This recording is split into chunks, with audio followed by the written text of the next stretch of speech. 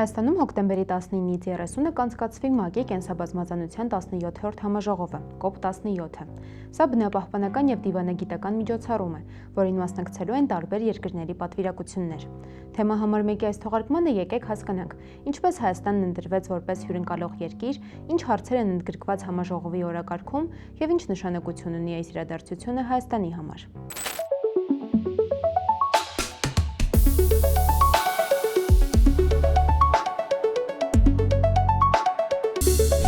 Նախ, ինչ է COP-ը։ COP-ը միջազգային համաժողով է, որտեղ ՄԱԿ-ի անդամ երկրները հավաքվում են քննարկելու գլոբալ խնդիրները և համատեղ գործողություններ մշակելու։ Բնապահպանական ոլորտում գոյություն ունեն 3 հիմնական COP գործընթացներ։ Կլիմայի փոփոխության COP, որի շրջանակում քննարկվում են կլիմայի փոփոխության, գլոբալ տաքացման և ջերմոցային գազերի արտանետումների կրճատման հարցերը։ Անապատացման դեմ պայքարի COP, որն անդրադառնում է հողերի դեգրադացիային, երաշտներին և գյուղատնտեսական հողերի պահպանությանը։ Կենսաբազմազանության COP-ը, որը հյուրընկալելու ենք, կենտրոնանում է բնության, կենդանիների, բույսերի, անտառների և էկոհամակարգերի պահպանության վրա։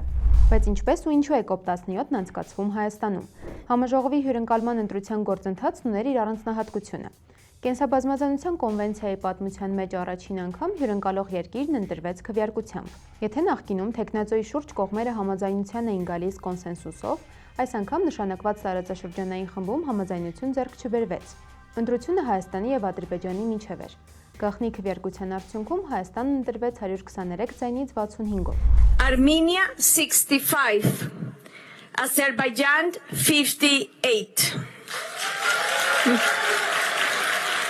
Բոլոր COP-երը ունենում են երկու հիմնական տարածք՝ կապույտ գոտի և կանաչ գոտի։ Կապույտ գոտին, որը նախատեսվում է Մերիդիան էքսպո կենտրոնում, պաշտոնական բանակցային և դիվանագիտական տարածքն է, որտեղ մուտք ունեն ՄԱԿ-ի անդամ երկրների պատվիրակությունները, ՄԱԿ-ի մասնագիտացված կառույցները և կոնվենցիայի շահագրգիռ կողմ հանդիսացող մարմինները։ Մինչդեռ կանաչ գոտին, որը տեղակայված է լինելու մարզահամերգային համալիրում, հանրային տարածք է, որտեղ մուտքը ազատ է բոլորի համար։ Մինչ դիվանագետները կապույտ գոտում բանակցեն փաստաթղթերի շուրջ, մարզահամերգային համալիրում տեղակայված կանաչ գոտին կդառնա հարթակ հասարակական կազմակերպությունների, երիտասարդների ու դեռահասների համար, ներկայացնելու իրենց էկոնախաձեռնություններն ու ձայնը հասանելի դարձնելու որոշում կայացնողներին։ COP նախագահությունը ստանձնելով մենք արդեն դառնում ենք փաստացի գլոբալ որոշումների կայացման կենտրոններից մեկը։ Սա մեզ մեծ հնարավորություն է տալիս, որպեսզի առանձին ուղղություններով ամրապնդենք մեր հարաբերությունները տարբեր երկրների հետ, տարբեր միջազգային կառույցների հետ, դոնոր ֆոնդերի հետ և COP հյուրընկալելու միայն կարողությունները և ենթակառուցվածքները կարող ենք համարել, որ սա մեծ կապիտալ ներդրում է նաև մեր կարողությունների և ենթակառուցվածքների վրա, որը նաև հնարավորություն կտա հետագայում հայտեր ուղարկել տարբեր նմանատիպ մեծ միջոցառումների։ Համաժողովի առանցքում Կյունմինգ Մոնրեալի գլոբալ կենսաբազմազանության շրջանակն է, որով աշխարհի համար սահմանվել է 4 նպատակ և 23 թիրախ, մինչև 2030 թվականը իրագործելու համար։ Երևանում առաջին անգամ կգնահատվի, թե որքանով են երկրները առաջընթաց գրանցել շրջանակի իրականացման ուղղությամբ։ Արդեն անցել է 4 տարի և թիրախներին հասնելու համար մնացել է ևս 4 տարի, այսինքն սա ինչ-որ միջանկյալ ժամկետ է և մենք առաջարկում ենք, որպեսզի մենք վերանայենք ոչ թե փաստաթուղթ, այլ վերանայենք իրականացված աշխատանքների ընթացքը և եթե անհրաժեշտություն առաջանա, ապա փորձենք նոր առաջարկություններով հանդես գալ, օրինակ նոր տեխնոլոգիական մոտեցումներ կամ միասին աշխարհի հետ փորձենք գտնել նոր ֆինանսավորման աղբյուրներ, քանի որ տեղյակ եք, որ հիմնականում ֆինանսավորման աղբյուրը դա պետական միջոցներն են, որը երբևէ բավարար չի լինում որևիցե երկրում, հետևաբար պետք է փորձենք նոր ֆինանսական աղբյուրներ գտնել։ Այս գլոբալ օրակարգին ընդառաջ 2026 թվականի ապրիլի 3-ին շրջակա միջավայրի նախարարի հրամանով հաստատվել է Հայաստանի 2026-2030 թվականների միջոցառումների ծրագիրը։ Այն ներառում է ազգային 5 նպատակ և 30 թիրախ։ Հայաստանի կենսաբազմազանության պահպանության 2026-2030 թվականների գործողությունների ծրագրի շրջանակներում սահմանված ամենակարևոր քայլերը կարելի է խմբավորել հետևյալ հիմնական ուղղություններով։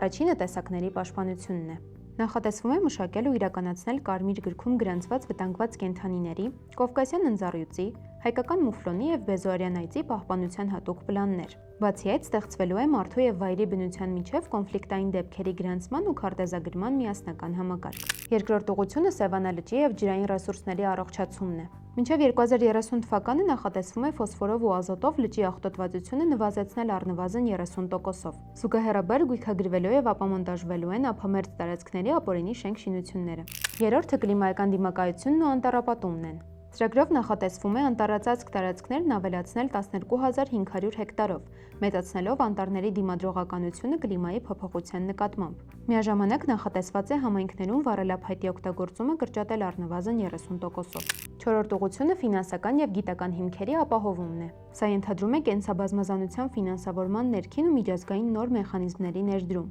ինչպես նաև տվյալների միասնական թվային շտեմարանի ստեղծում, մշտադիտարկումն ու գույքագրումն ավելի արդյունավետ դարձնելու համար։ Եվ հինգերորդը էկոհամակարգերի վերականգնումն ու պահպանվող տարածքների ընդլայնումն է։ Մինչև 2030 թվականը նախատեսված է վերականգնել առնվազն 20,000 հեկտար դեգրադացված տարածք, որից 15,000-ը անտառային, 4,000-ը մարգագետնային, իսկ 1,000 հեկտարը ջրաճահճային։ Բացի այդ, ընդլայնվելու է բնության հատուկ պահպանվող տարածքների ցանցը, իսկ դրանց կառավարման արդյունավետությունը բարձրացվելու է առնվազն 10%-ով։ Սակայն մինչ պաշտոնական փաստաթղթերով Հայաստանը պարտավորվում է ընդլայնել կանաչ տարածքները, իսկ Երևանի քաղաքապետարանի մակարդակով խոստումներ են հնչում Հրազդանի կիրճին բնության հատուկ պահպանվող կարգավիճակի տարածք տալու մասին, իրական պատկերը տեղում այլ է։ Համաժողովի անցկացման հիմնական վայրում Մերիդիան էքսպո կենտրոնում ընթացող աշխատանքների շինարարական թափոնները լցվում են հենց Հրազդանի կիրճը։ Մերիդիան էքսպո կենտրոնի հարակից տարածքում այժմ ընթանում են հողային շերտի հարթեցման եւ ասֆալտապատման աշխատանքներ։ Հուլիսի 13-ին հետքն արձանագրել է, որ հարթեցման հետևանքով առաջացած հողային զանգվածները թափվել են կիրճը, լցվելով գետի հունը եւ վնասելով տարածքի ծառերը։ Ազգային թիրախներով նախատեսվում է նաեւ մինչեւ 2030 թվականը 30%-ով նվազեցնել Սևանա լճի աղտոտվածությունը, ինչպես նաեւ գույքագրել ու ապամոնտաժել ափամերձ ապօրինի շինությունները։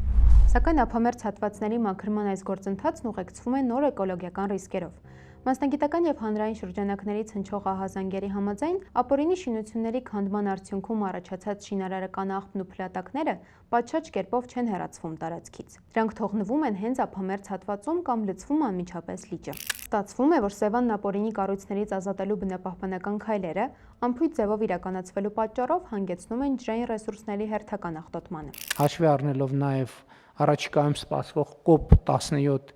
համաժողովը մեծ է հավանականությունը, որ 2026 թվականին մեր զբոսաշրջության թվերը կլինեն բացարձակ առավելագույնը Հայաստանի պատմության մեջ։